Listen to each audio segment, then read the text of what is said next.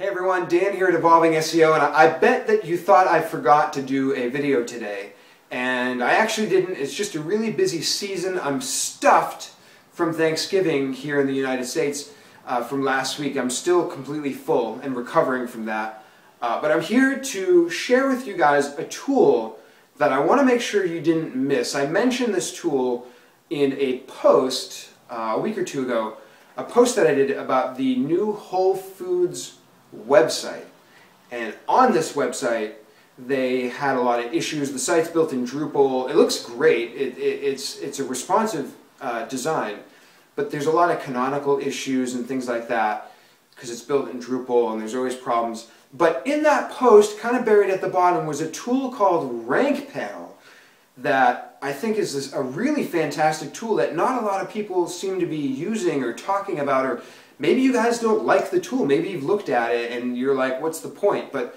I think it deserves at least a second look if you haven't given it another chance. So you want to go to rankpanel.com. It's a free tool. I have no affiliation with this tool. They don't even know that I'm doing this video or anything. I just want to make sure that you guys know about it.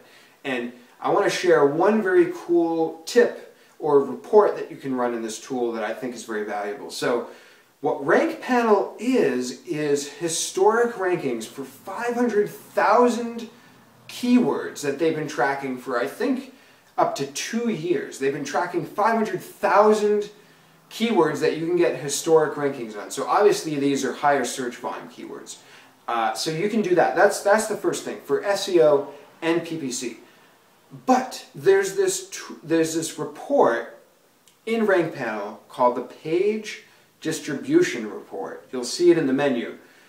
What it shows you is the visibility that a domain has received on page 1, page 2, page 3, up to page 10 of Google's search results. Now, why is this valuable? I think this is valuable because you can do this historically. You can say, a year ago, how many keywords or searches out of these 500,000 was this domain visible for on page 1, on page 2, on page 3, 4, up to 10 of Google. Think of how valuable this is. If you have a site that's been hit by a panda or a penguin or some kind of update, you can go back a year or 2 years and see how your visibility has shifted. You can do this for any domain. It doesn't have to be a site that you're working on. You can enter any domain you want and compare the dates historically. And you can see how the results have shifted from maybe page 5 to 4 or 3 to 2, and you can see how this is performing. And I think this is a hugely valuable report to be able to run, especially because if you have a site that has a lot of high volume keywords, you don't have to have been tracking those keywords. You can do this on a competitor.